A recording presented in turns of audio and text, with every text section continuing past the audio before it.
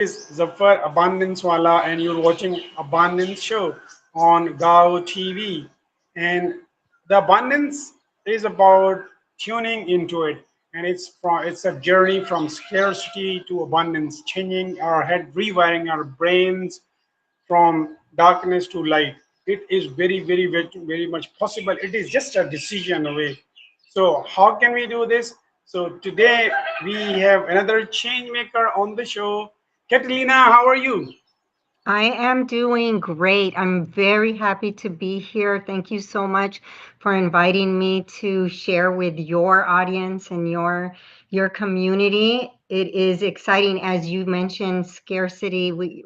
So many people, unfortunately, live in a mindset of scarcity and unwiring those those jumbled up thoughts and beliefs that people have so that they can move into a place where they're going from lack to abundance is my life's mission. Truly is my happy, glad we connected and have had the chance to meet. Thank you so much, Catalina. Tell us, who is Catalina? Yeah, so my background, advantage children and youth in the nonprofit world. I am in the Los Angeles area, Los Angeles, California, and we are in a lot of areas very hard hit economically, and then there's also a lot of abundance or seeming to be abundance.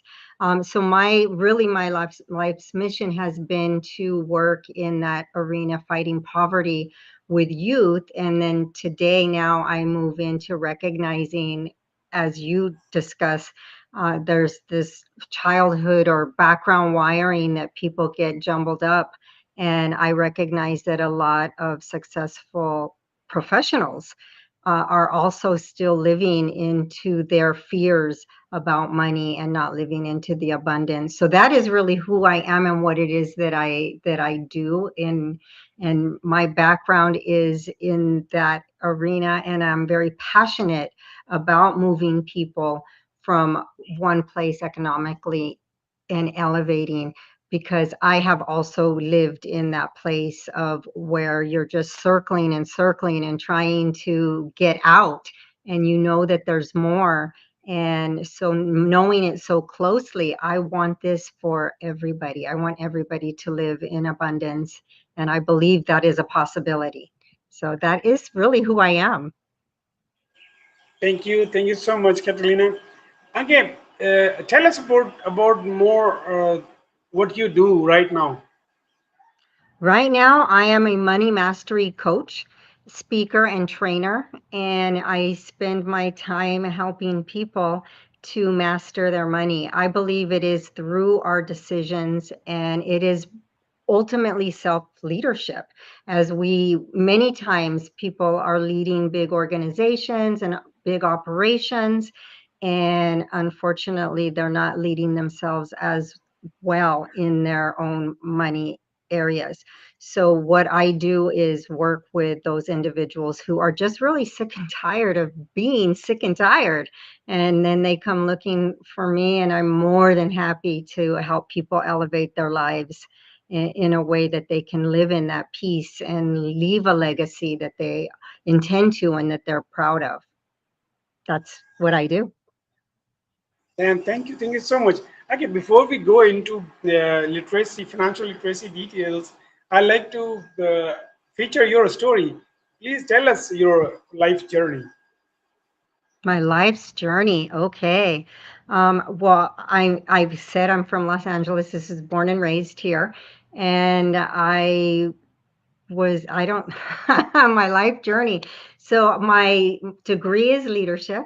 I'll tell you that. I went to Azusa Pacific University and got a degree in leadership, bachelor degree.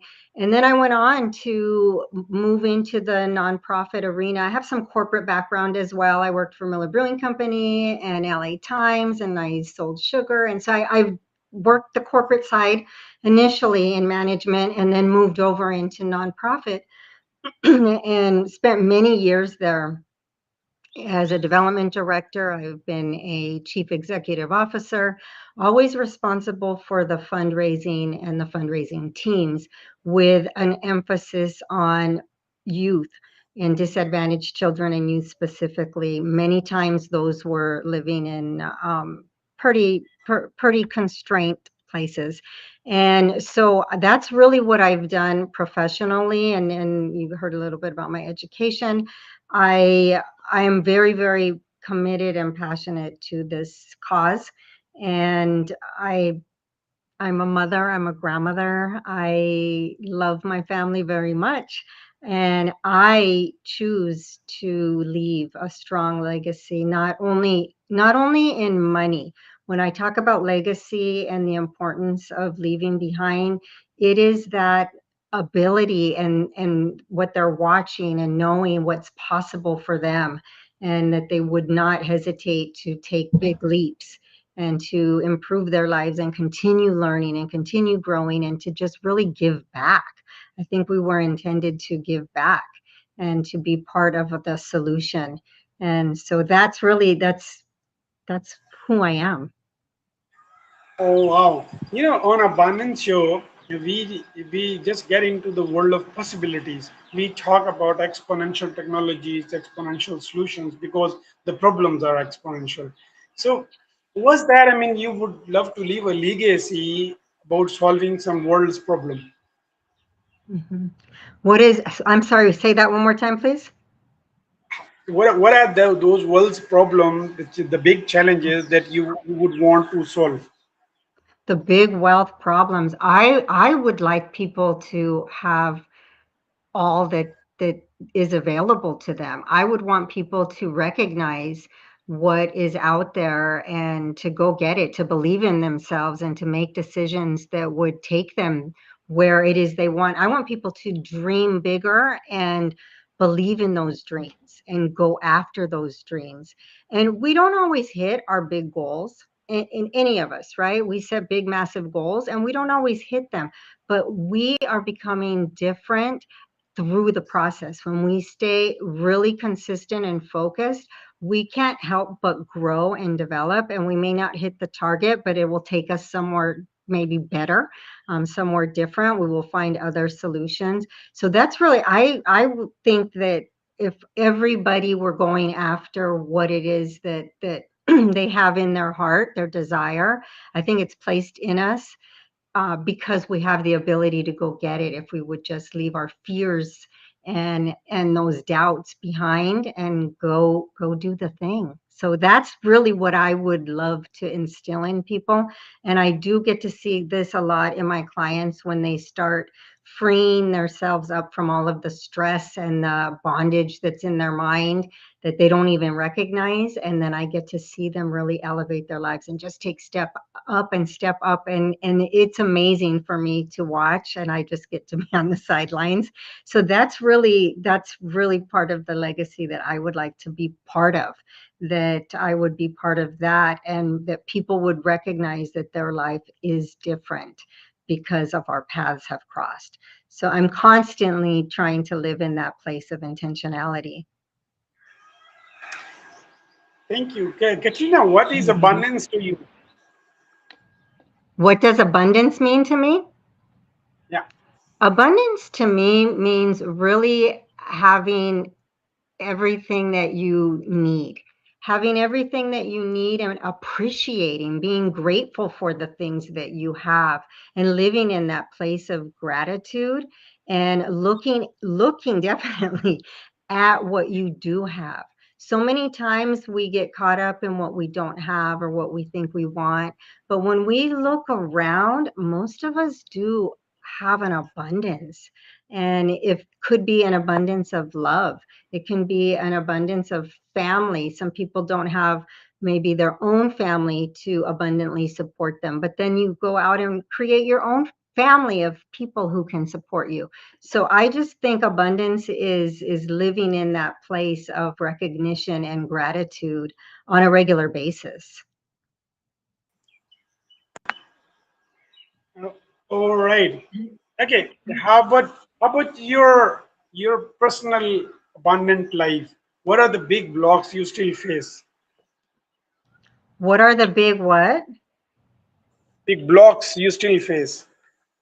The big blocks I still face.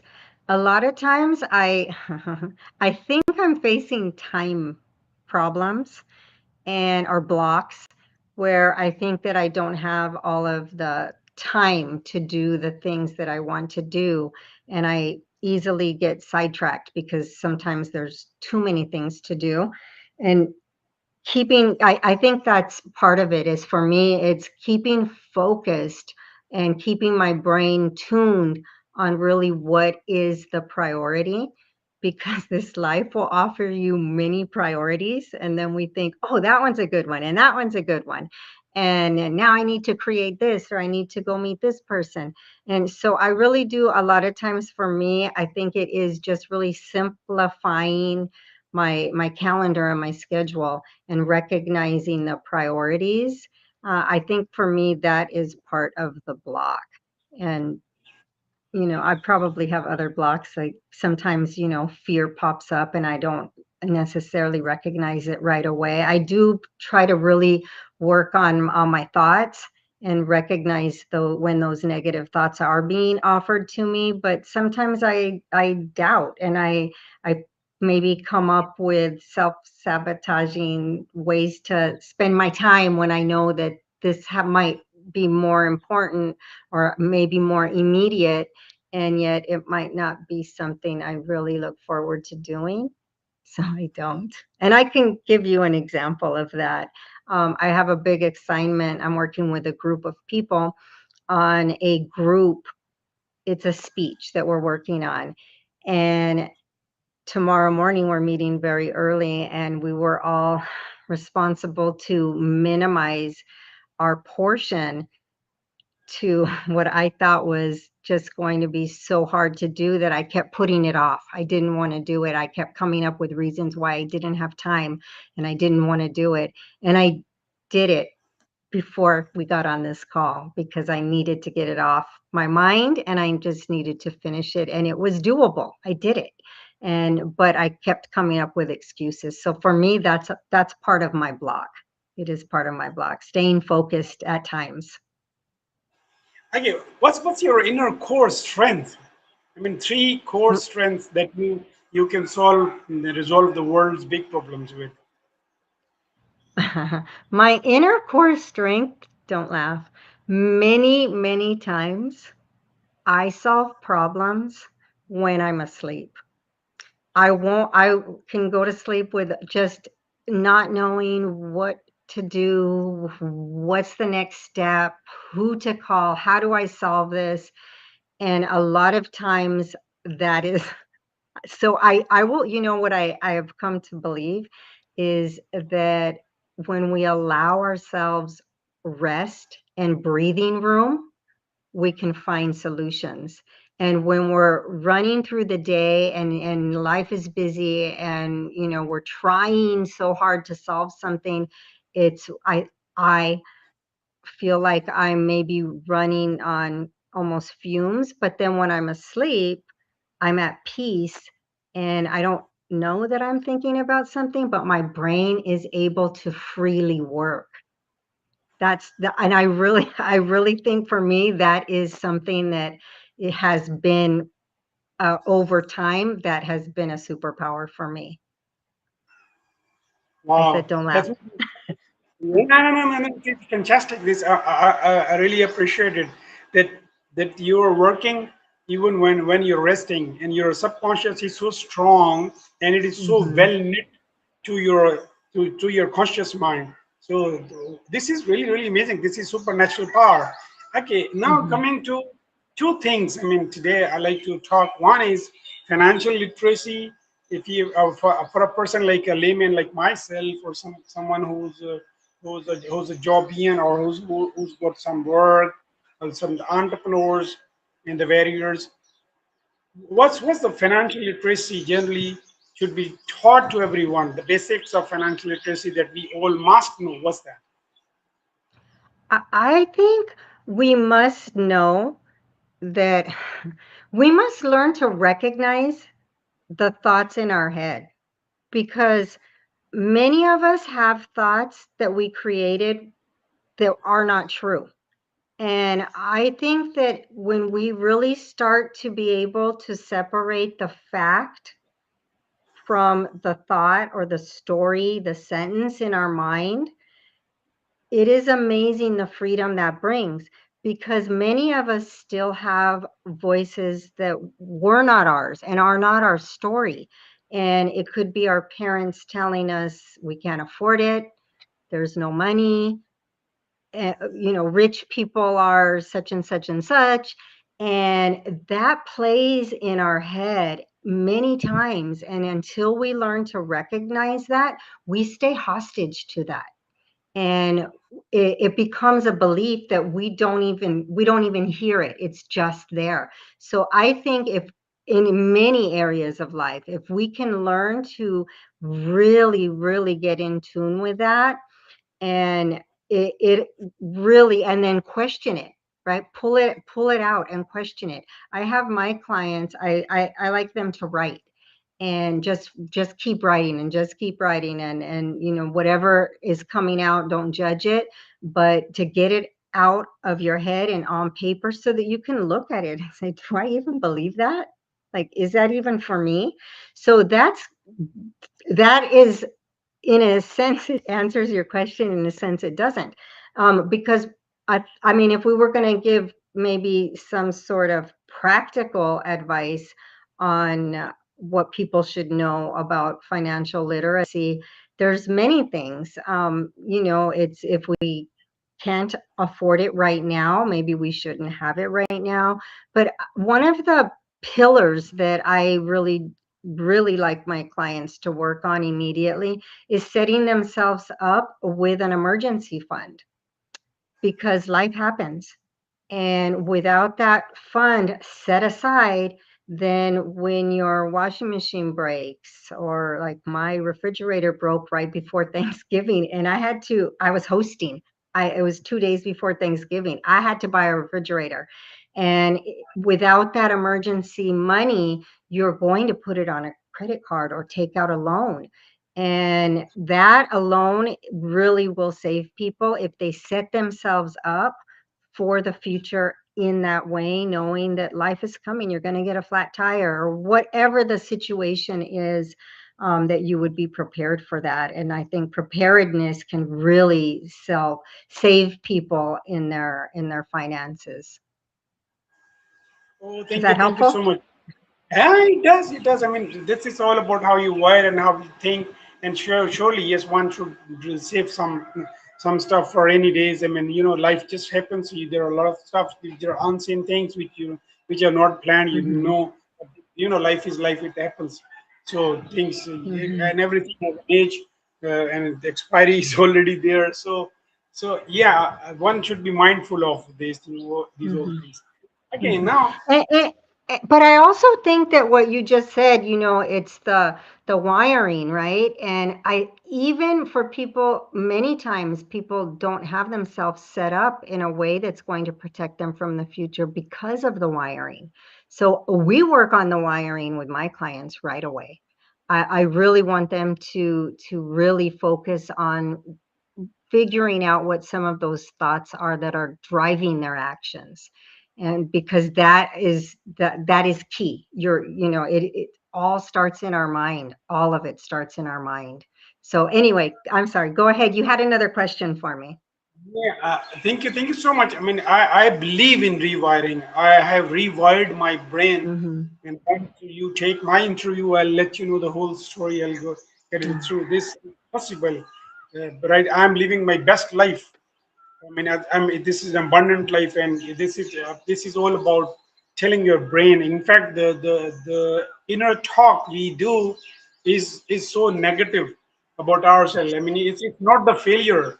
It is not the failure, but the feelings about the failure that you feel, and you tell it to your brain, and then it gets you into the Holocaust. I mean, it's like, I mean, everything goes off. So that's miserable. The more worse and the more Hmm. miserable feeling that you that you're uh, you're having on your body, on your brain, and then you are emitting also.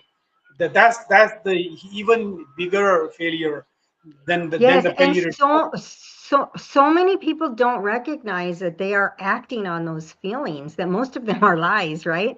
And they're acting on those feelings, and really everything we do is based on the feeling that we think we're going to have or that we're trying to avoid. And so our behavior, whether we do or don't, something, something's driving us, and those feelings come from the thoughts that we were many times wired that are not ours. We don't own those thoughts, and yet we behave as though we do. So yes, we are so in tune in this. Yes. Yeah, thank you so much. Okay, Catalina. Now, I want you to teach me fundraising, as I've got lots of projects, Mhm. and there are a lot of things that are happening. These the projects are about sustainability. The projects are about education, about AI, and about there are social lot of social services are in there, Mhm. and especially there are a lot of life coaches that I want to get them aligned with me, and as you're open to this, we can talk in details too. But first, for fundraising, just because the funds are very important to all. Like I've got one of my very strong acquaintance and a friend in USA. She works for sustainability. She cleans the air, she cleans the water, and she cools the glaciers, just because glaciers are Mm. melting, polluted, water is polluted, and and it's like we are approaching the weather holocaust. So, but I mean, she needs funds. Everyone, I mean, like I mean, you yourself, you're running an Mhm. organization, coaching. So how important is fundraising, and how can we really learn to raise funds? Yeah, so that's really, really a big question. So, and I love it. Fundraising is key. And for us in the US, we've had fundraising and nonprofits supporting causes, I think, since the start of our country, which we don't go back as far as many, many countries. But it's part of our world here. And so there's lots of ways to do it. But I think with what you're talking about, I I would think that it's going to be through corporations, through organizations, maybe even through grant proposals to the government, because you're talking about something that's really big and really important to everybody. Everybody would be better off if she gets these funds you're talking about. And so I think that it is, and so much of fundraising is just similar to sales. In the coaching world, in the speaking world, we have to go out there and put ourselves out there so that people know we're there. And fundraising, the same thing. It's you have to kind of raise your hand and meet the people you've got. It's so much is relationship. So much of it is relationship. And who would be look at your project and think, who are the people that are most impacted? Who are the people that would benefit most from having this service? And when you can start to figure that out, then you go and meet those people. And sometimes it's asking them, who do you know that I need to know? Because a lot of times people will write really big checks if they've been introduced to you by someone that they believe in. So a lot of it is relationship, relationship, relationship, and having that credibility, having that, and it's sort of things we talk about in abundance, right? How you've got to be grateful, you've got to be authentic, and you cannot let fear get in the way of you having a conversation with somebody and asking them. And because a lot of corporations here in our country, a lot of corporations have money set aside to donate to certain causes. So doing some research and finding out who those corporations or organizations are that may have money that fits along with your project. And so does any of this, is any of this helpful to you? Yes, sure. Yes, I mean these all options are helpful for me. Now my next question is, I have people in my circle. They are billionaire and they Hmm. want to support the cause that I'm doing, but I am not for money. It's not that I ask them to fund me. No, I am this. I put this question to you: how can I help you live your legacy? How can I help live your legacy longer? Like, I mean, one thing is for sure that is featuring you on Abundance Show is a feather in the cap. It's like it's a booklet, it's a video booklet in my library and surely available to the globe. It's about you about how I mean where you come from, the problems you faced, and the challenges you overcome, and then you know you are what you are. So what's made you? So that's another like tribute to your whole life.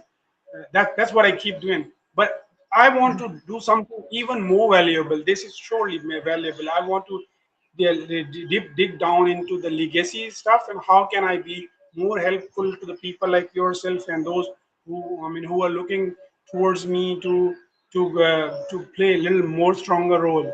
Over to you. Well, if there's people in your community that would benefit from meeting with me, maybe having me speak to their audiences.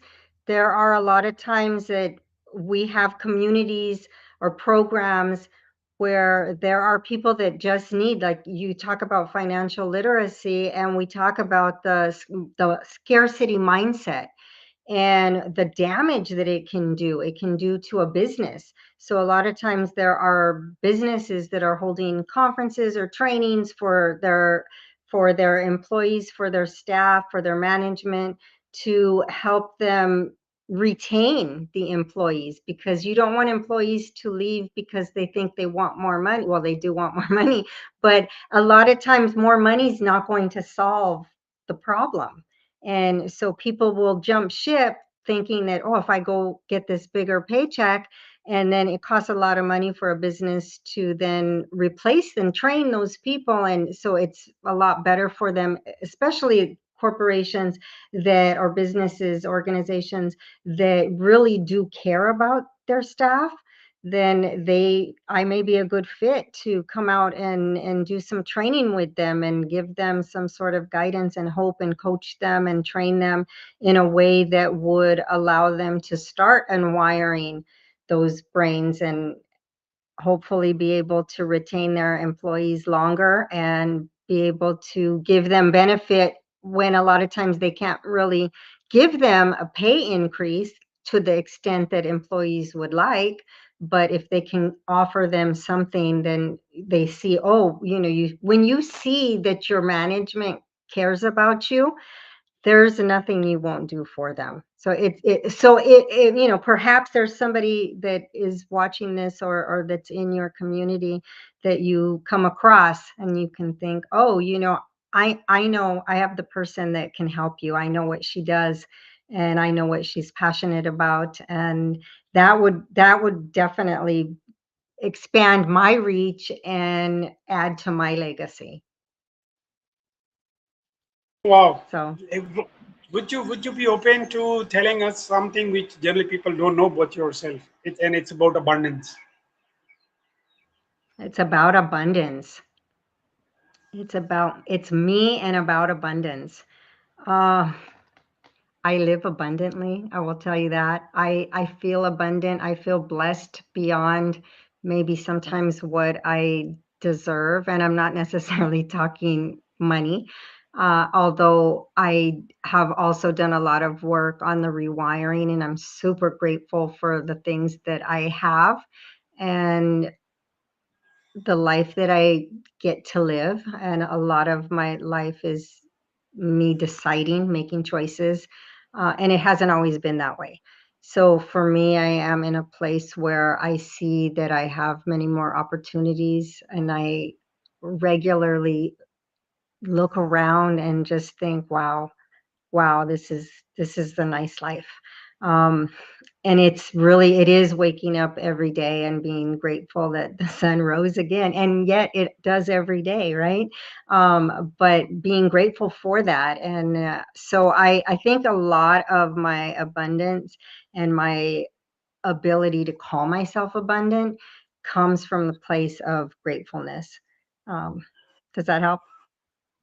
Yeah, it does. Okay, would you like to tell me one story of resilience that leads to abundance from your life? A story that, I'm sorry, does what? A story of resilience from your life Resilience. that led you towards abundance. Wow.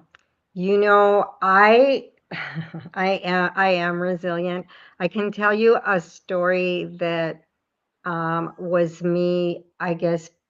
I guess, yes, it comes down to resilience and leadership and walking away from a great opportunity. I once was, this was many years ago, and I went in to meet with my CEO for my annual review, where my fundraising team had exceeded a fundraising goal of $10 million dollars by $800,000. It was a great review. I got a top raise, first time in my nonprofit career, a bonus. And it was such a moment. I'd never gotten a bonus in that. I don't even think that's a thing. Anyhow, I was still smiling when my leader said, "And I need a favor." And it felt so like I was betrayed. And what he asked me to do, he directed me to give somebody their evaluation, and the evaluation he wanted them to have did not match my experience with this person at all. So I really had to think, what am I going to do in this moment?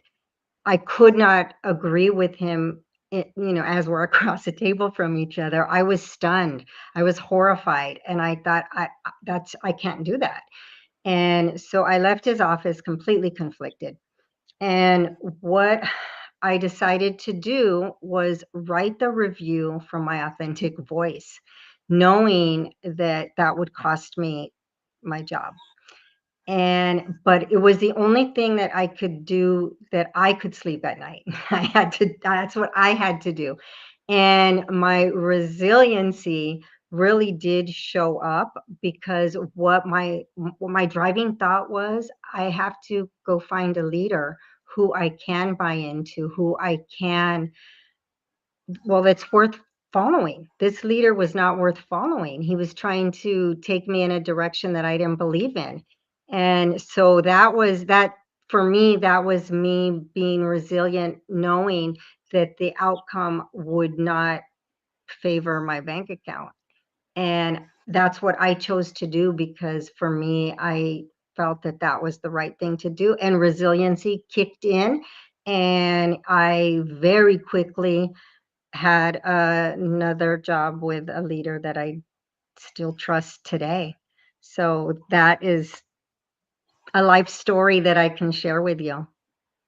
Oh wow, that's amazing. There are lots of. Okay, now I would love to know about. There is a belief that no upset is an upset. Mm.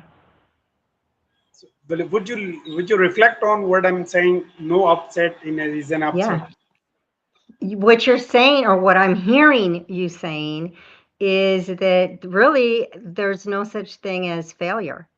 When we don't when we don't hit the mark, it just gives us more data to know how to hit it next time. You're shaking your head. I think that's what I'm hearing is that, yeah, there is no such thing as an upset. It may be a shift. It may not be what we expected, but it does not mean that anything is permanent. Nothing is permanent. The good things are not permanent, and the negative are not permanent. It just means it's part of the journey, and that the goodness is still to come. That's what I'm hearing. Thank you so much. I mean, I really believe that. Look, I mean, these are the experiences you take. You succeed or you learn.